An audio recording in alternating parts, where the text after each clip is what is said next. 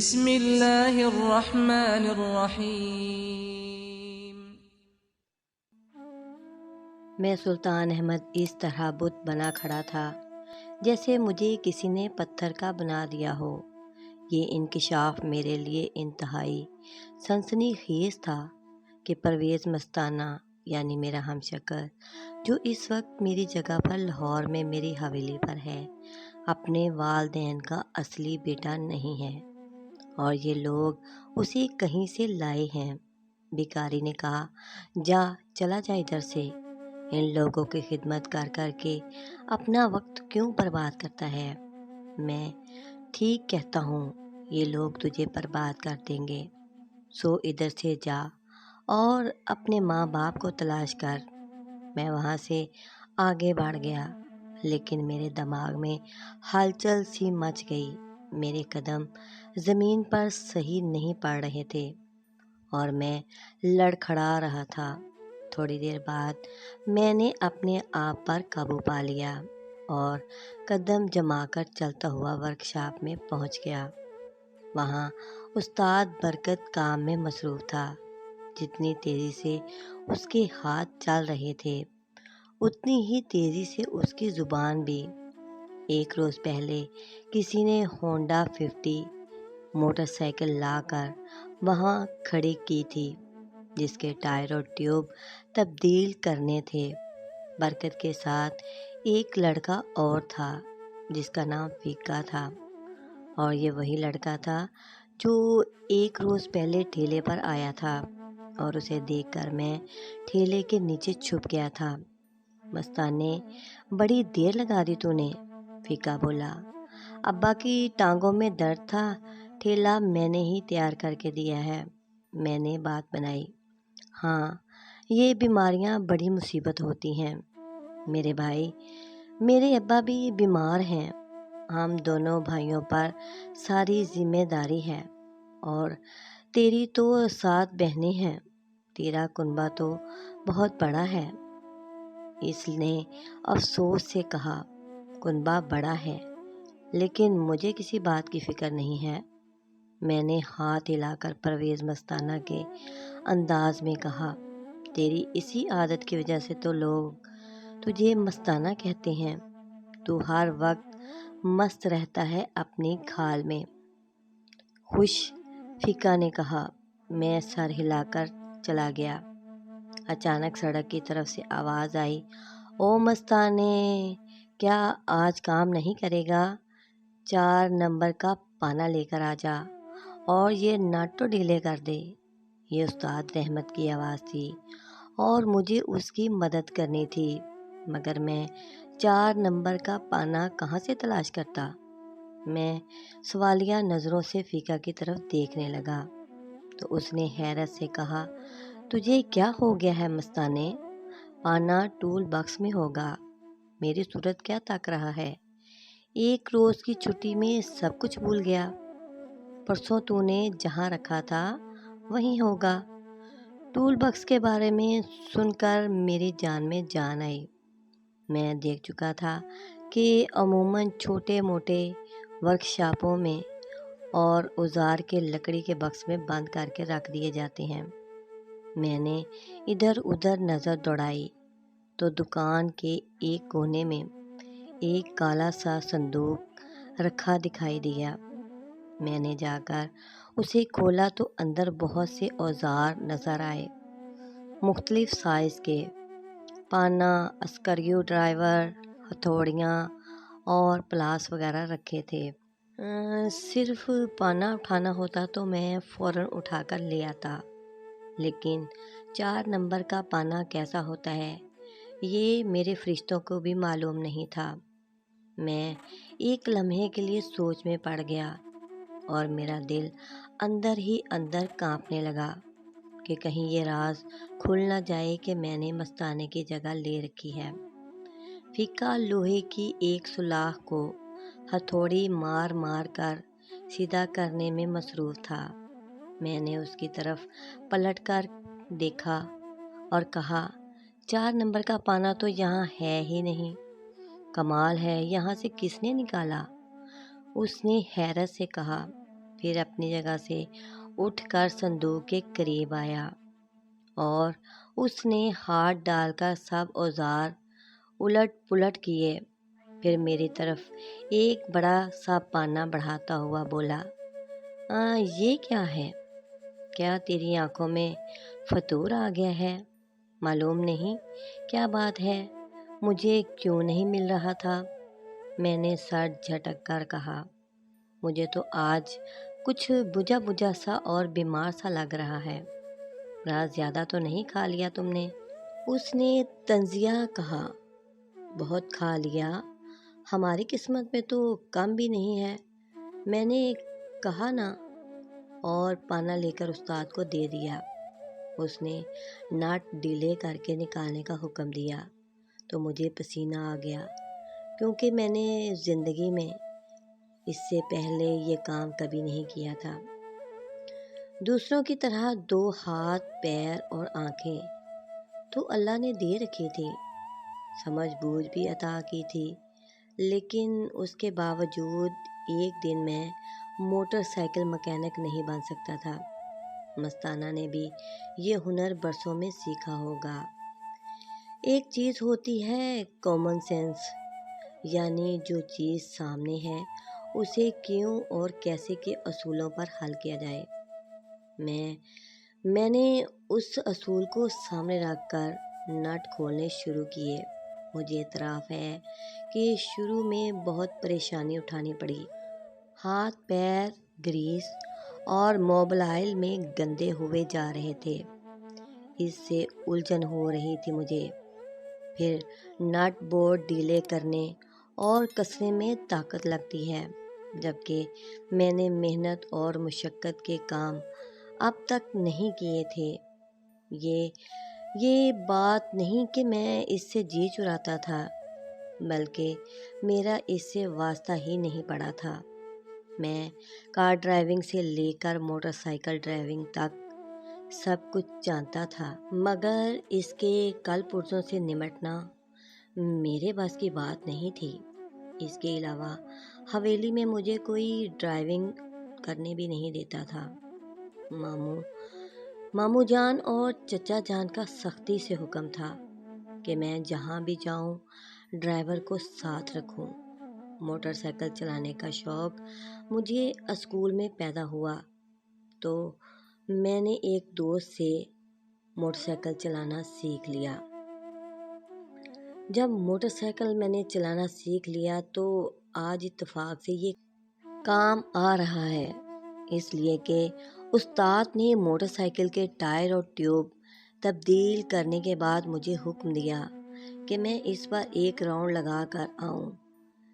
میں دیکھ چکا تھا کہ مستری لڑکے موٹر سائیکل پر ایم اے جناح روڈ اور اس کے اطراف میں راؤنڈ لگاتے پھرتے اور موٹر سائیکلوں کو ٹیسٹ کرتے رہتے ہیں۔ میں نے 2 راؤنڈ لے کر گاڑی گاہک کے حوالے کر دی اور استاد کی طرف دیکھ کر سر ہلایا کہ گاڑی ٹھیک چل رہی ہے۔ اس کے جانے کے بعد دوپہر تک اسی طرح ہاتھ کالے کرنے کا کام ہوتا رہا۔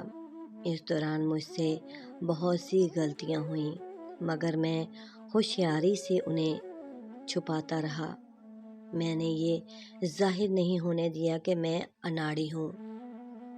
دوپہر کا کھانا سب لوگ ایک جگہ بیٹھ کر کھاتے تھے۔ ہمارے دکان کے مستریوں کے علاوہ اس میں دوسرے لڑکے بھی آ کر شامل ہو جاتے تھے، لیکن مستانہ نے بتایا کہ وہ اپنے والد کے ٹھیلے پر جا کر کھاتا تھا یا پھر اپنے گھر چلا جاتا، اس لیے مجھے بھی ان دونوں جگہوں میں سے کہیں جانا تھا۔ خیر بند کباب کھانے سے مجھے کوئی دلچسپی نہیں تھی، لہٰذا میں گھر چلا گیا۔ اماں نے خاص طور پر میرے لیے نہاری بنائی تھی۔ فرش پر دسترخوان لگا تو سب نے کھانا شروع کیا۔ نہاری کھانے کا مجھے بہت شوق تھا، اس لیے کہ لاہور میں وہ نصیب نہیں تھی۔ میں نے گرم گرم روٹی کے 2 بڑے نوالے حلق میں اتارے، تو اس وقت کچھ نہیں ہوا، مگر تیسرے پر ہچکیاں بند گئیں۔ میرے ناک اور آنکھوں سے پانی بہنے لگا۔ لیجئے بھائی، پانی پی لیجئے۔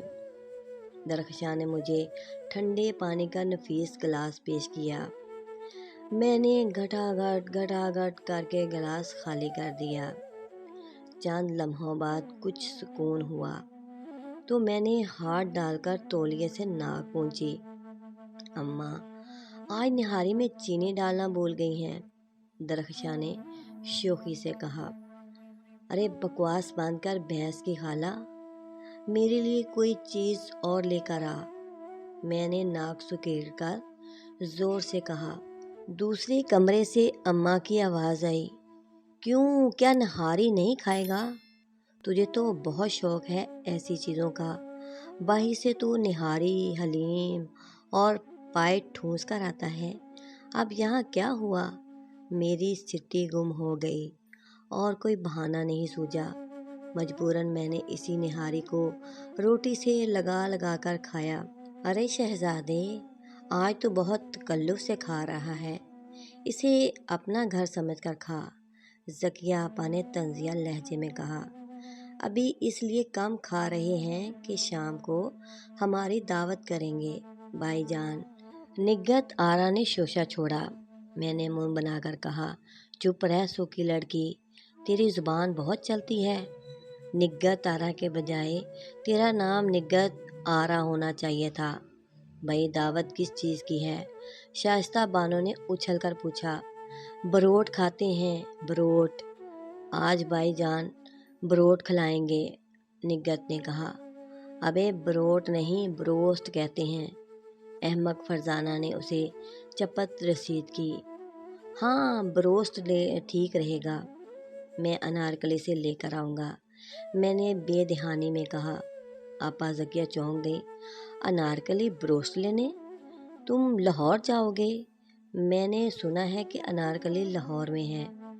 مجھے اچانک یاد آ گیا کہ میں کراچی میں کھڑا ہوں، میری دنیا اور میرا ماحول بدل چکا ہے، اب میں سلطان احمد کے بجائے پرویز مستانہ ہوں اور میرے سر پر ایک خاندان کا بوجھ ہے۔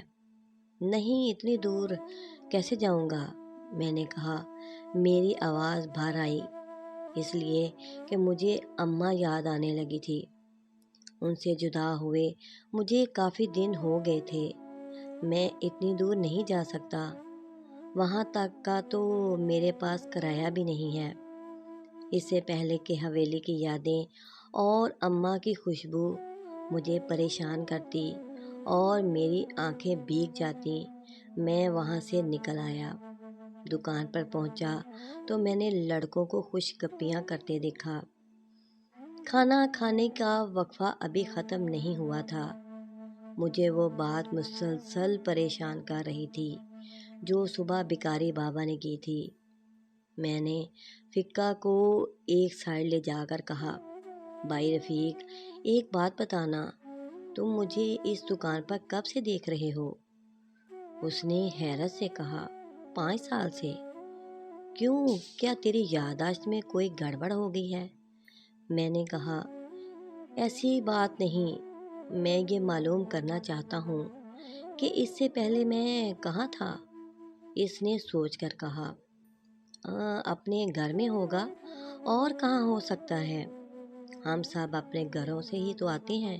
یہ تو آج کیسی باتیں کر رہا ہے؟ آج اپنے گھروں سے آتے ہیں، لیکن مجھے کسی نے بتایا ہے کہ میں جہاں رہتا ہوں وہ میرا گھر نہیں ہے، یعنی کہ وقار قریشی میرے ابا نہیں ہیں، وہ مجھے کہیں سے لائے ہیں۔ اس کا منہ حیرت سے کھلے کا کھلا رہ گیا۔ یہ تو کیا کہہ رہا ہے؟ یہ کیسے ہو سکتا ہے؟ میں تو تجھے بہت پہلے سے یہاں دیکھ رہا ہوں۔ اچھا، یہ بات تجھے کس نے بتائی؟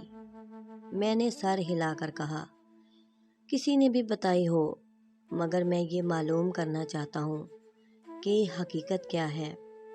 اس کے بارے میں تو تجھے بوا رحیمن ہی صحیح بتا سکتی ہے، وہ بہت عمر کی ہیں۔